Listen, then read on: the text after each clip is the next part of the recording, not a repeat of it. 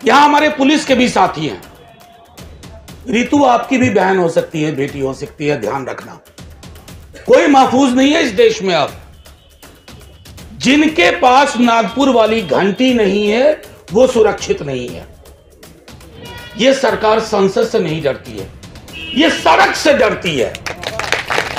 लेकिन देश में कि टायर में इतने पंक्चर हो गए हैं कि आपको टायर बदलनी होगी। पंक्चर चिप्पी लगाने से काम नहीं चलेगा।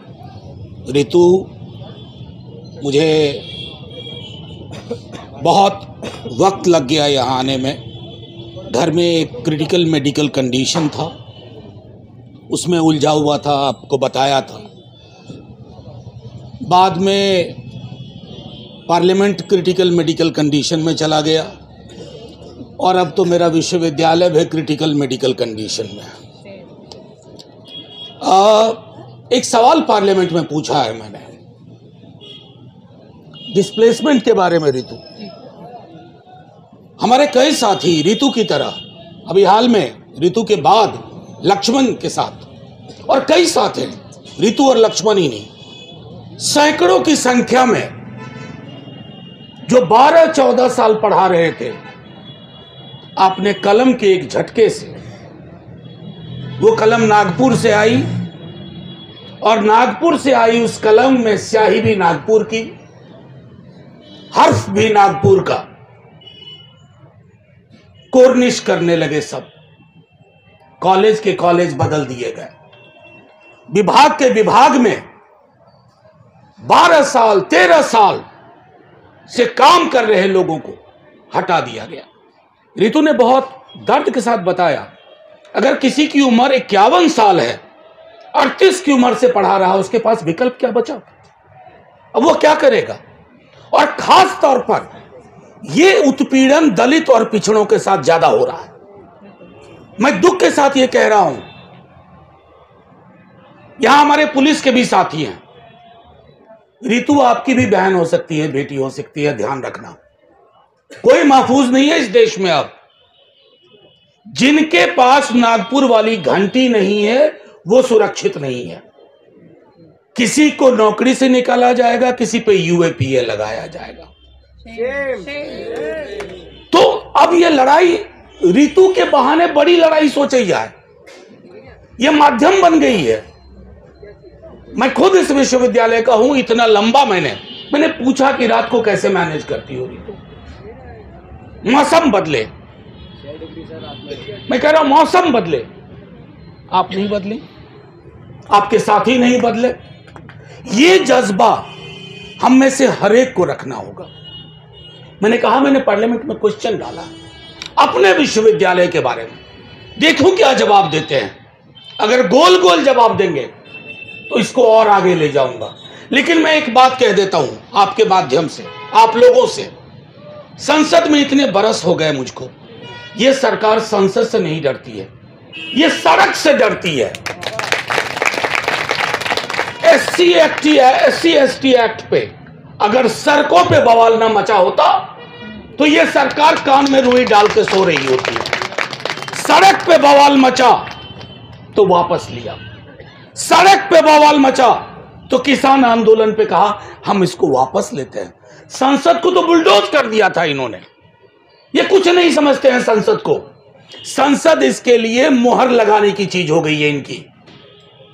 अभी आपको एक घटना बताऊं, हाल में पेरियार की, हमारे एक द्रविड़ पुण्यत्र कार्यक्रम के एक साथी ने पेरियार का एक उदाहरण दिया और उस पर बवेला मच गया, हंगामा मचा दिया। पेरियार को कोट करना, कुछ बरस पहले मैंने सच्ची रामायण कोट की थी पेरियार की, आज पेरियार को कोट करने पर हंगामा मच गया, एडजर्नमेंट की नौबत आ गई। ये वो दिन दूर नहीं है। मैं डराना नहीं चाहता। आप एनिहिलेशन ऑफ कास्ट, जाति का विनाश किताब लेकर के चलेंगे तो यूएपीए लग जाएगा। वो परिस्थितियां पैदा हो रही हैं। फिर अगर रितु के इस संघर्ष के साथ नहीं रहे सब लोग किसी न किसी रूप में, तो शायद ये संघर्ष आखिरी के संघर्ष होंगे इस लोकतंत्र में। मैं चुनाव वगैरह इसमें नहीं जाता, चुनाव का अपना रोल होता है, लेकिन देश में कि टायर में इतने पंक्चर हो गए हैं कि आपको टायर बदलनी होगी, पंक्चर चिप्पी लगाने से काम नहीं चलेगा। वो कौन करेगा? मैं फिर से कह रहा हूं, सड़क करेगी। हमारे अपने लोगों के बीच में एकता होनी चाहिए। हम भी पूजा पाठ धर्म कर्म में बटे हुए हैं। अरे कौन सी पूजा, कौन सा पाठ, कौन सा धर्म, कौन सा कर्म? थाली में रोटी नहीं रहेगी, ऋतु जैसी बेटी नहीं रहेगी, तो करोगे क्या? फिर नागपुर के वो संघी कार्यालय से निकले और बाकी लोगों में कोई फर्क नहीं रहेगा। एक कोशिश हो रही है कि ज्ञान की बात ना हो, ज्ञान फिर वैदिक युग की तरह 5 लोगों की मुट्ठी में रहे, वो जातियां रहे। जब ब्राह्मणवाद का विरोध है तो किस बात का है? वो कब्जे का वाद है, वो कब्जे का वाद है कि हम ही पढ़ेंगे, हम ही पढ़ाएंगे और कोई काबिल ही नहीं। तो बाबा साहब ने जो सपना देखा, जिसमें कई तब्दीलियां आई, लोग तैयार हुए, आज आपकी आंखों को वो खटक रहे हैं। सवाल मेरा अब उनसे भी कम है, सवाल हमारा अपने आप से, हम सब लोगों से। क्या हम इस परिस्थिति को चलने देंगे? क्योंकि आपकी यूनिवर्सिटी, मैं जवाहरलाल नेहरू यूनिवर्सिटी देख रहा हूं, 90 की जवाहरलाल नेहरू यूनिवर्सिटी नहीं रही। मैं अपने विश्वविद्यालय को देख रहा हूं, मेरा विश्वविद्यालय, कितनी चीजें हुई, अच्छे वाइस चांसलर थे, बुरे थे, कुछ भी था, हमें प्रोटेस्ट करने से नहीं रोक सकता था। मैं अपने स्टूडेंट्स को लेकर के, जब मैं टीचर था, मैंने माल रोड जाम कर दिया था, कुछ मुद्दे थे। अब वैसी चीजें कल्पना में नहीं है, ये हमने खो जाने दिया है। तो मैं सिर्फ इतना कहूंगा कि ये लड़ाई लंबी है, ये संकीर्णताओं में ले जाने के खिलाफ की लड़ाई है, ये पुरानी व्यवस्था बहाल होगी उसके खिलाफ की लड़ाई है। और वो व्यवस्था क्या थी? शिक्षा सिर्फ कुछ लोगों तक रहे। अभी मैं क्लास ले रहा था, मैंने आरुणि की कहानी सुनाई। मेरे बिहार में 4वीं 5वीं में था, एक कहानी थी आरुणि की कि वो गुरुकुल में पढ़ते थे, सारे ब्राह्मणी टीचर भी और ब्राह्मणी स्टूडेंट होते थे। तो उनका काम था, शिक्षक का सिर्फ पढ़ना पढ़ाना नहीं, शिक्षक का खेती बाड़ी भी देखना, उनका किचन भी संभालना। तो उस कहानी में हुआ यूं कि एक दिन बहुत बारिश हो रही थी, सारे छात्र खेत से आ गए, एक ये नहीं आया। तो शिक्षक जब बारिश रुके तो पूछा कि आरुणि कहाँ है? तो बताया कि आरुणि नहीं मिल रहा है। तो खेत में गए तो देखा कि आरुणि मेड़ पे लेटे हुए हैं। तो गुरुजी ने पूछा, काहे भाई, काहे लेटे हो? तो गुरुजी, आप ही ने कहा था कि पानी इस मेड़ से इधर से उधर ना जाए।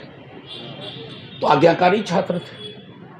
मैं आज अपने स्टूडेंट से मैंने पूछा कि ये कहानी मुझे क्यों पढ़ाई गई थी?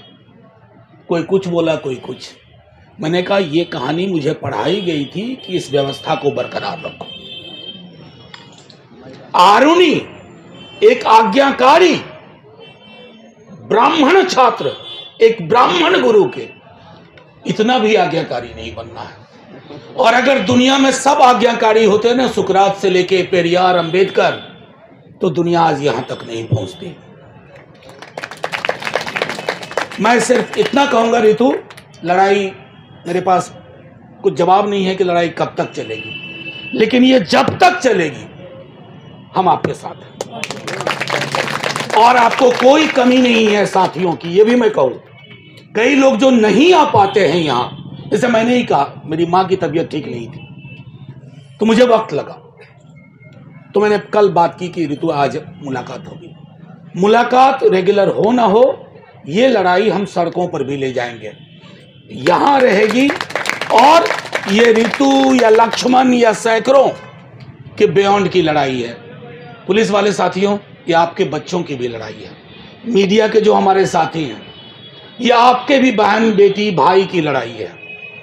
कुछ बचेगा नहीं, और जब कुछ बचेगा नहीं ना, तो हम सब मिलकर के मुहर्रम के गीत गाएंगे। जय भीम, जय हिंद। खबरों में बने रहने के लिए फोरम 4 को सब्सक्राइब करें और नोटिफिकेशन पाने के लिए बेल आइकन दबाएं।